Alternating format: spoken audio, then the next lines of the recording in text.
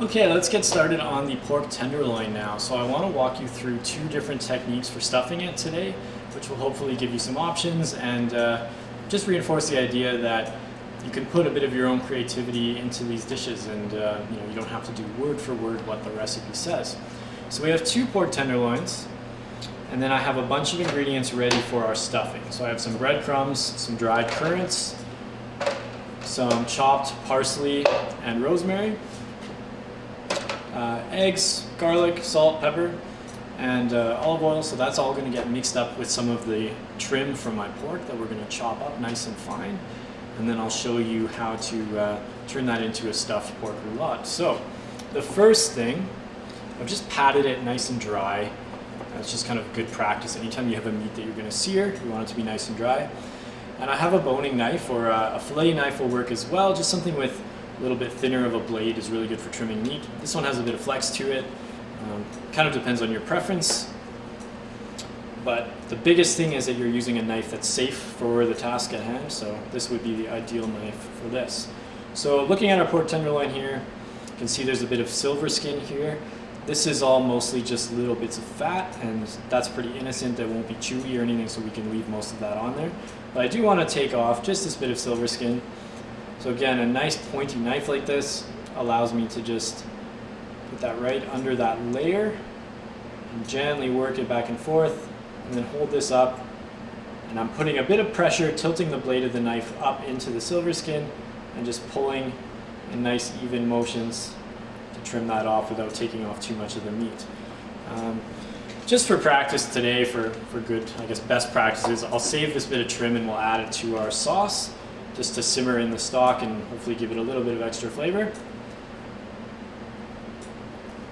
So we'll take a bit more of this off.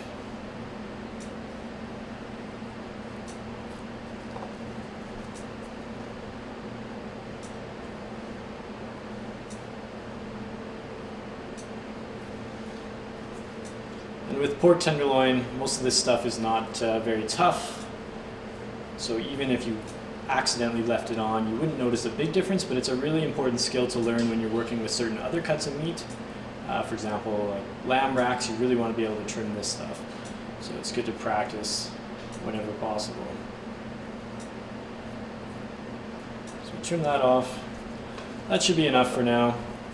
And because we are trying to stuff this tenderloin, when you get down to the tip here, it's just too narrow. So we're going to trim that off. We'll go about here. Nice even cut. That's going to go into our stuffing. And I'll do the same from this end.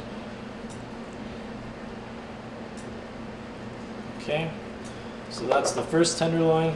And the other thing is, because we are incorporating the meat into our stuffing, it allows me to trim a little bit more. So I'm just going to go around and try to make it nice and evenly shaped. So we'll just trim a little bit. The more even the cylinder of tenderloin is, the better it will cook. The more consistently it will cook. So that's the first one. Do that one more time here.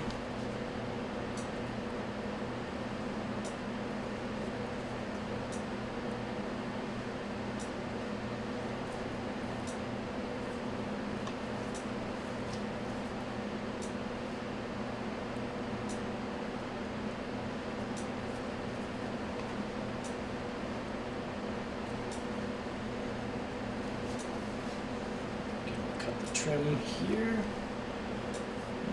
let's take a bit off here, and there's just a little blemish on the meat here,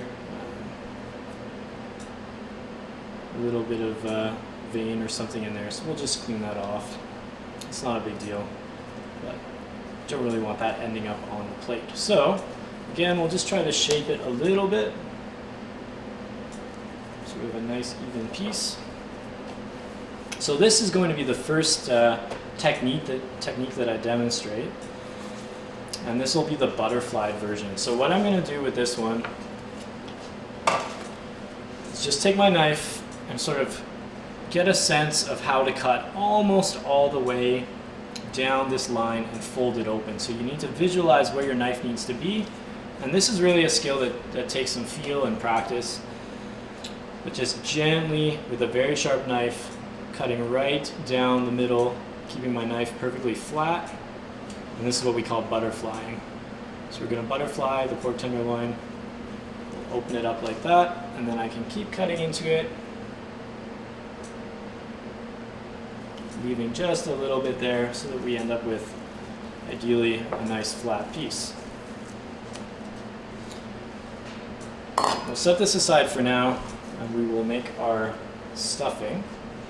So the first part of our stuffing is the diced pork trim. So if you have time, if you do this first step very early on, if you actually stick this trim in the freezer for maybe half an hour or so, or put it on some ice, it might be a little bit easier to dice up, because raw meat sometimes is difficult to dice. But again, I'm just going to cut this into long strips similar to the way we cut the carrots for the soup, and then we'll line it up and just dice it up. And this really doesn't have to be perfect, because when you have a stuffing like this, it's going to be compressed pretty tight into the middle of the pork roast. But just to give you an idea, so we'll line that up.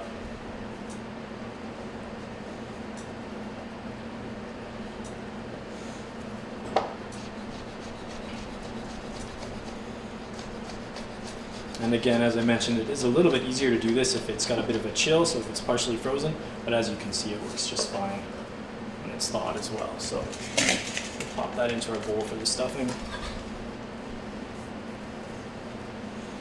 Same thing, I find when you're trying to trim little pieces of meat, if you can keep it in bigger pieces when you're doing that initial cut, it just gets a little bit easier. So I just sort of butterfly that into one long piece, cut it into strips again, line the strips up and dice through it.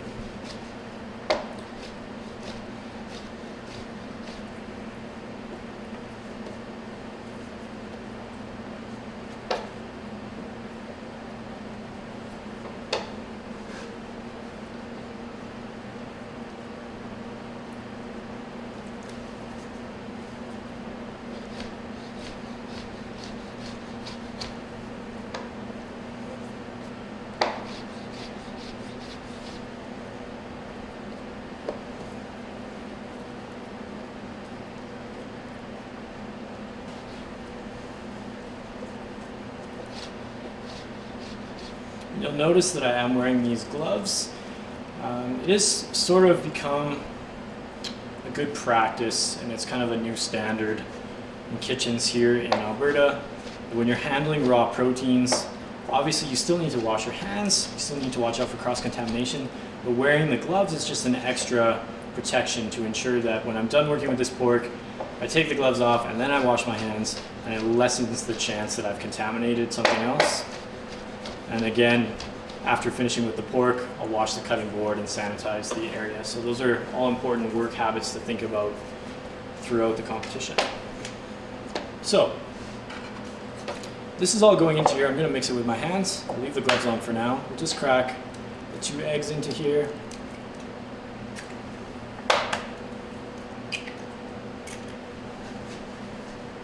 We'll add our breadcrumbs. I'm not going to add all of this. I don't think I'll need it all, so we'll just take a look. Currants. If you want, you could play around with the currants. You could try actually simmering them in a stock or in a juice or something first, just to rehydrate them a little bit. Just an idea. We'll add those chopped herbs, some chopped garlic. And I'm actually just going to spread the garlic around the bowl a little bit, just to ensure it gets properly mixed in. I like to use my hands for this because it's the best way to really feel how well things are mixed.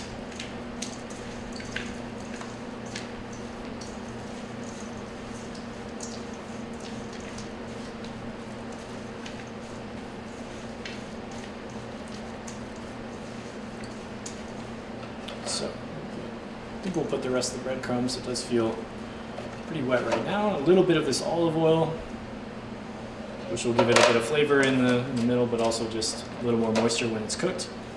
A little pepper, a little salt. And I would suggest actually before you put this into your pork tenderloin is to take a little frying pan and cook a little piece of this stuffing and taste it and check the seasoning. That's the best way to know if it's properly seasoned. It's also a good way, for example, to prevent something like accidentally mixing up your salt and sugar. If you didn't taste it, you would have no way of knowing, and you might be serving the judge something with no salt and a whole lot of sugar in it. So I can't emphasize that enough. Taste everything as you go. So, stuffing looks ready. Set that aside. Now, just have a clean pair of gloves just so I know I'm not getting stuffing over everything else that I touch. And what we're going to do with the butterflied piece of pork tenderloin is flatten it a little bit more using a meat mallet and some plastic wrap here.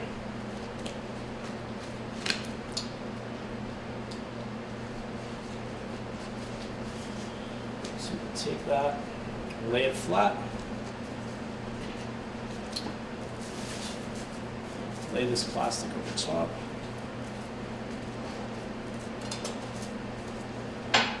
Just gently flatten it out a little bit. It doesn't need to be super thin. The most important thing here is that we're trying to get it perfectly flat all the way across the tenderloin so that it cooks evenly, because if you have a thick end and a thin end, you may end up with some really inconsistent cooking. So we'll flatten it nice and even and try to stretch it out just a little bit so it's easier to make the roll.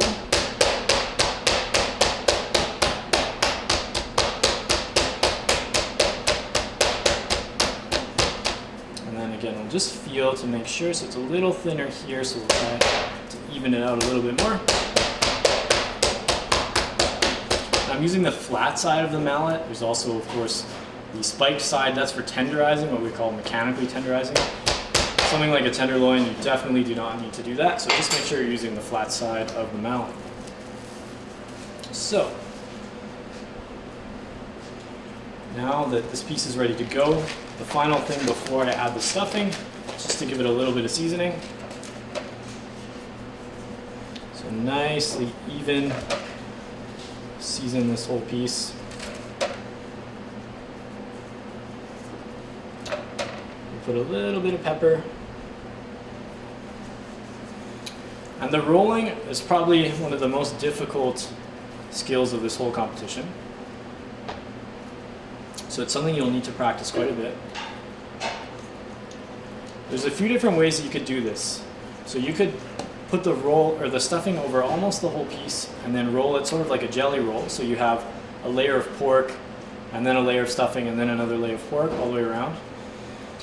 Or you could roll the pork around the stuffing in the middle. And I think I'll try it that way here today.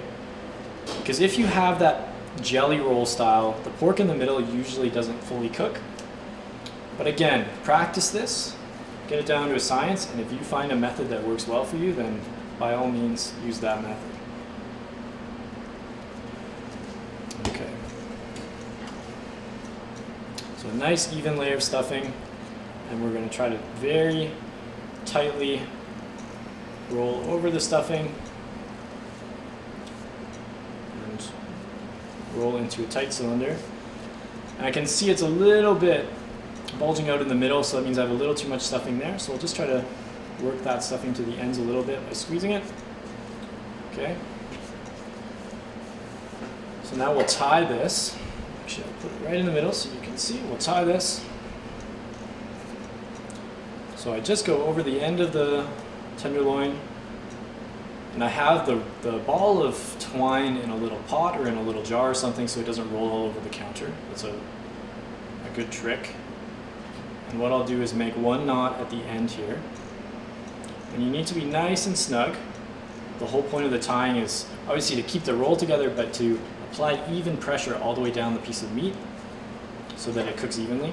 So what I'm going to do is pull with my right hand, and I'm going to take my thumb and my forefinger of my left hand and push and twist like this. So I'm making a loop where this side of the string is pulling towards me against the other side of the string. And I'm going to bring that loop over the top of the pork tenderloin and bring the loop down a couple inches and pull straight towards me with the other end. Okay. Nice even pressure. nice and tight like that.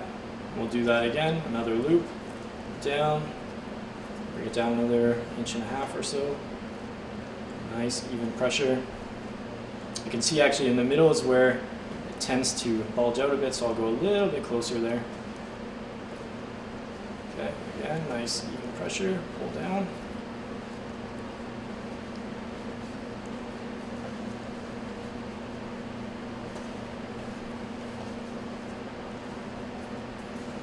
What actually works really well if you want to practice your tying is to roll a t-shirt into a little cylinder, and you can practice on a t-shirt at home so that you're not constantly using meat to tie it. And then it's a good chance to just double check you've got enough pressure on each of these knots, so I can just adjust it a little bit, pull it all the way down, and tighten up the end one here. So this looks pretty good. So the last thing is just to cut off a little bit of extra. We'll go about here. We'll go once around, and then I will actually run this back under the loop, back to the other end of the pork and tie it there, just to give a little more pressure and help keep it nice and straight. So, tie it off down here.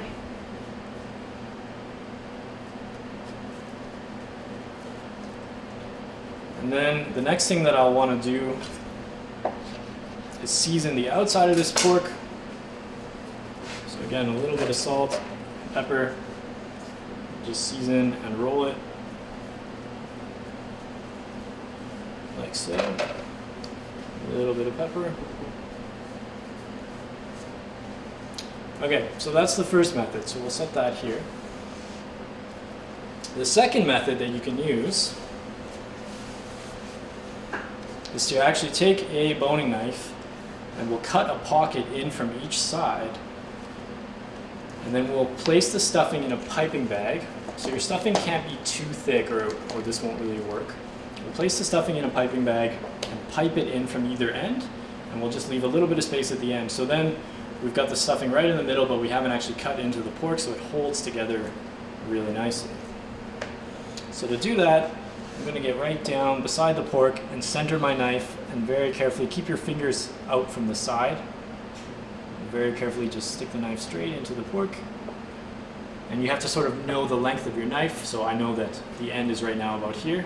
We'll just wiggle that back and forth a little bit to open up the inside of the pork.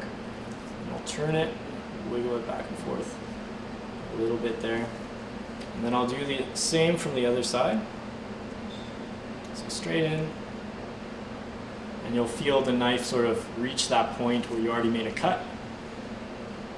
Just wiggle that back and forth. So now we have a nice opening in the center of the pork. So the next step is get the rest of that stuffing into a piping bag. I like to use these disposable piping bags for this because when I'm dealing with a raw protein, the canvas piping bags, it's sometimes difficult to get them perfectly clean. So this way I know at the end we're just going to dispose of this, and there's no risk of that pork stuffing then contaminating whipped cream or something similar.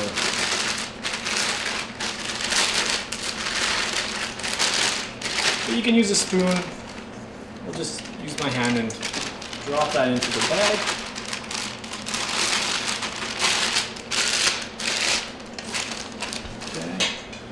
This out of the way. We'll cut the end off the bag. So you don't want to cut too far because you need to be able to stick the piping bag pretty far into the pork to make sure it doesn't squeeze out the end on you. So cut it about there, and this is something where you just have to test and see based on the stuffing if it's pipeable or not.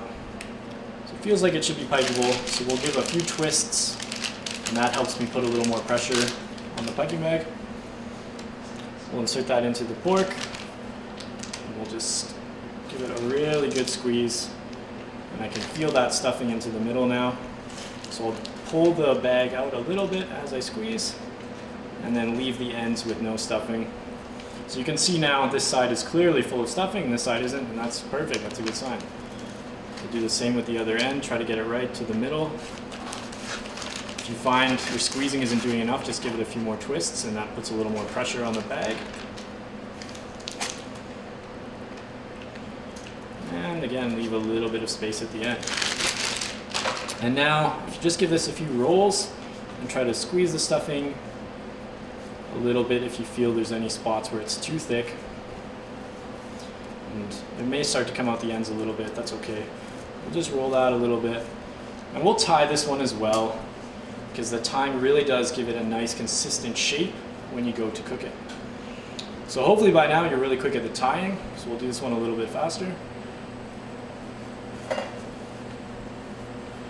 And you'll find that if you do it this method, it's much easier to tie because you haven't cut the pork open. You've just gone in the ends.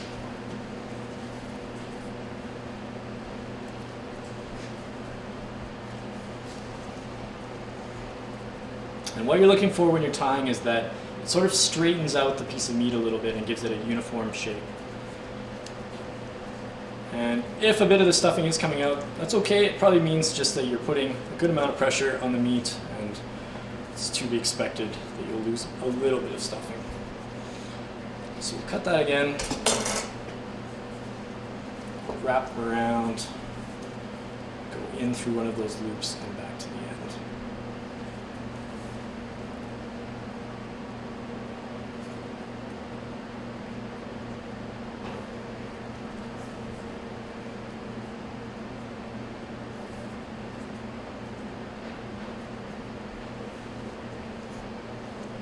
Okay, so we'll just get rid of that little bit of extra stuffing that's coming out here. So there you have our stuffed pork tenderloin 2 different ways. The very last thing, of course, is just to season the outside of this as we did with the other one. And then we will get these into the fridge for now and just get them out of the way until I'm ready to start cooking those.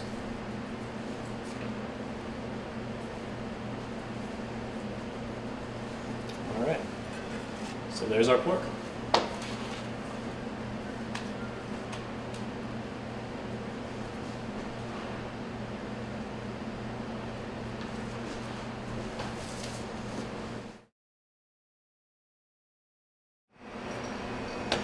Okay, the next thing to do with our pork tenderloin is to give it a really good sear. So I have a nice hot pan. I'm gonna use a little bit of canola oil. And a little bit of smoking like that is okay. If it's really heavily smoking, it means your pan is too hot. You want the pan nice and hot before you put the pork in it. So we'll get the pork in there. You should hear a nice sizzle like that. That's how you know you're gonna get a good sear. So it's not so much about how long it's in the pan, but you can really tell from the color if it's been seared properly. And of course, don't forget to season it as well before you sear it. We want a nice brown like that. And the other thing I like to do when I'm searing meats is to finish it with a little bit of butter, and you can add some garlic and some thyme or rosemary to the pan and baste it with that butter, just to get a little bit of that butter caramelization flavor all over the meat. So we're just gonna let it go, make sure the oil is dispersed across the pan, rotate it as needed.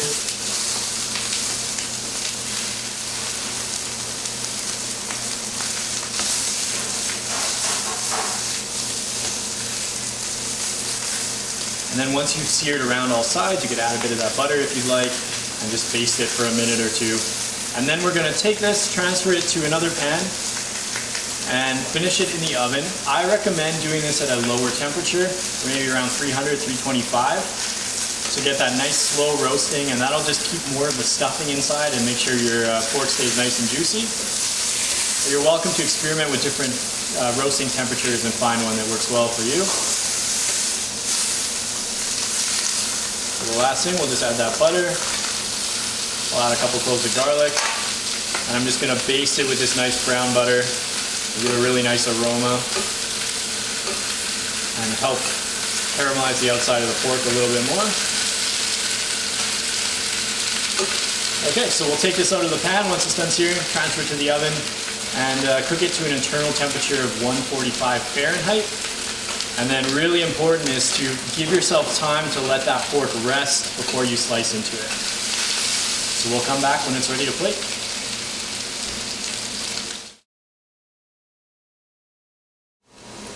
Okay, so just getting started on our peppercorn sauce now. We have all of our scraps from those carrots, celery, and onions. So when I was cutting my soup vegetables, I saved all the little odd sized bits and pieces, diced it up. I have the last little bit of my pork trim in here, and we're just browning this in some butter. And this browning is all about developing flavor here. So we're not too worried about cooking the vegetables. The vegetables are actually there to flavor the sauce. So what I'm gonna do now, got a nice little bit of caramelization. I'm gonna add some flour and really mix it in well to form a roux. So if you've never made a roux before, it's basically a mixture of fat and flour, and it's gonna thicken our sauce, and it's also gonna add some flavor. So we wanna make a brown roux, and that requires us to cook it a little bit and toast the starches and caramelize the butter that's in there. And so we'll keep stirring this, and it'll actually start to smell a little bit like nuts, like peanut butter almost. And that's that starch starting to cook. And it will change color, it'll start to get a little bit darker. So this right now is more like a blonde roux, so it's been cooked for about a minute or two. And probably after about 5 minutes, we'll get to what we would call a brown roux. So watch your heat, you really don't want anything to burn, and it can turn on you very quickly.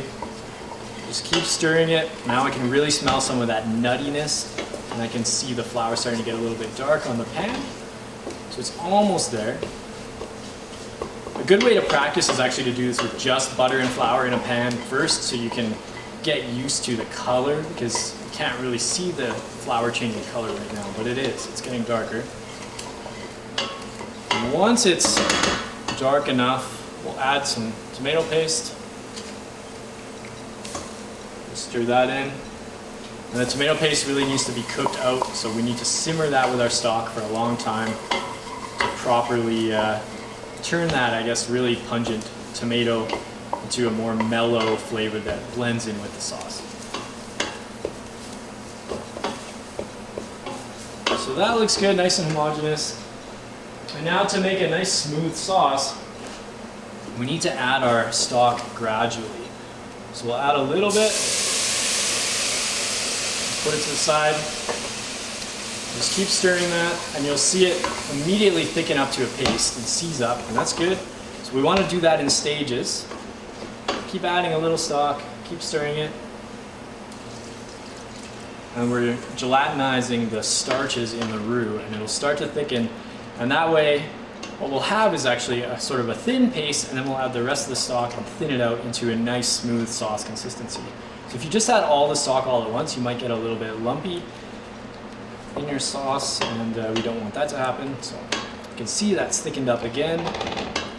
So we'll keep going a little more this time.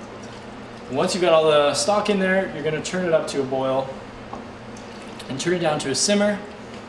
And simmer it until it reduces to a nice flavor, a nice dark color. And again, the recipe will indicate an amount of time, but I really want you to go by taste. So get used to tasting it, reducing it, tasting it some more. And then you'll know by feel and by the look of it rather than just by timing when it's ready to serve. So I'll add the rest of my stock now. We'll bring this up to a boil, turn it down to a simmer. Once it's been reduced enough, the last thing is just to strain it out and to add our chopped green peppercorns, and then it's ready to serve.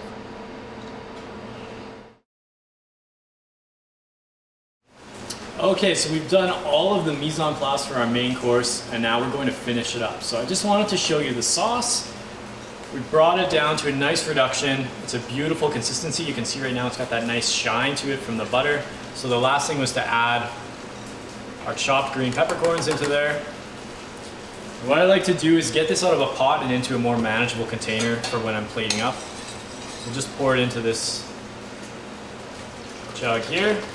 We'll set that aside and just keep it warm for when we're ready to plate up our main course, okay? The next thing is let's boil our spatzel. So I've got, this is a kind of a, I guess, an old school method of doing this, but it works just fine if you don't have one of the spatzel machines. So we're just going to put this hotel pan on top of a pot of rapidly boiling water.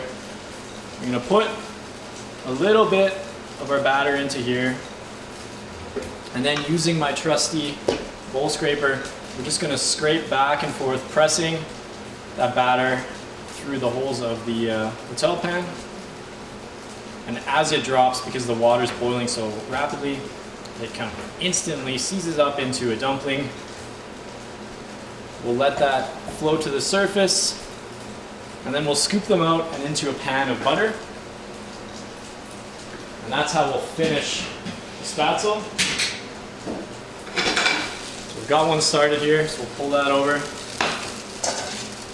Scoop these ones out.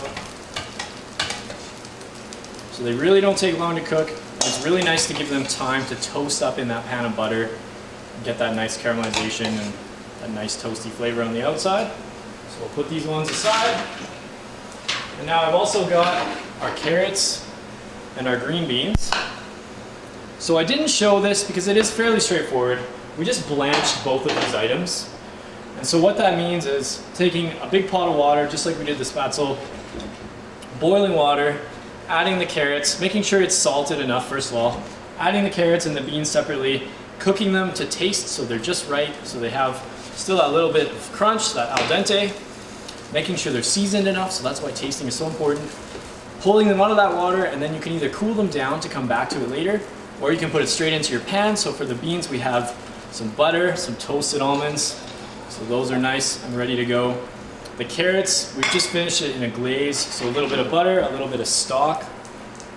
We'll just get that nice and hot again. And we pulled out our pork, so I have our pork over here. We cooked it to an internal temp of 145, and then really important is we rested it really well. So a general rule is to let a meat rest for half the length of time you cooked it. So if my pork took 20 minutes to cook, I should be letting it rest at least 10 minutes in a warm place, but not a hot place. So I like to get a wire rack and place the meat on there just so that it can cool down. All right, so we've assembled everything else. We've got it all ready to plate. So we finished our carrots after blanching them in a little bit of stock and butter and sugar, and then we've seasoned it to taste with salt and pepper.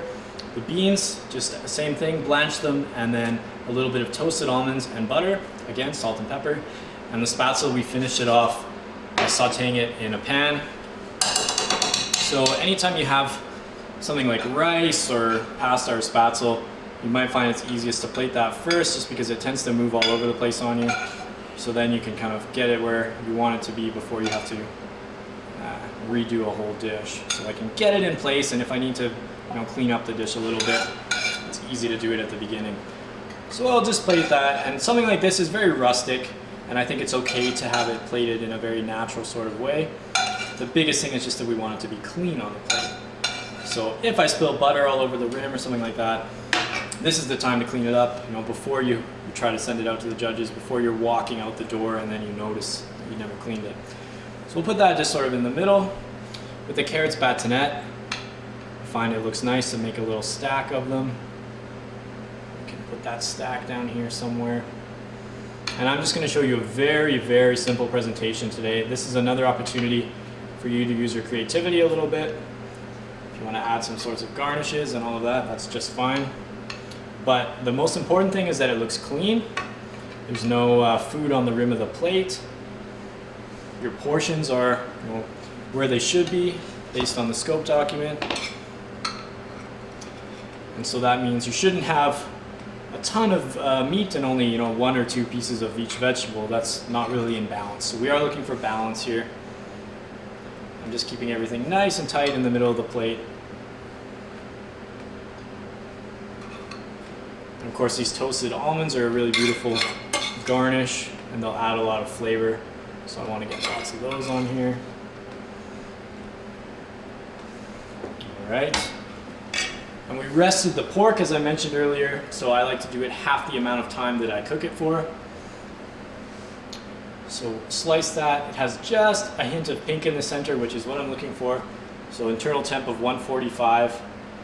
And just do make sure that your portions are balanced. So I can see, this one's maybe a little smaller. So just to keep the plates nice and evenly portioned, we'll do that. And then finally, our peppercorn sauce. It's all ready to go. It's a nice consistency.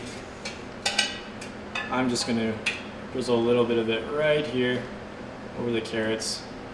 I don't like to hide the meat, so I never want to pour the sauce all over the whole meat. Just drop a little bit there. So there we have our completed main course. Stuffed pork tenderloin, carrots batonette, green beans almondine, spatzel, and our beautiful peppercorn sauce.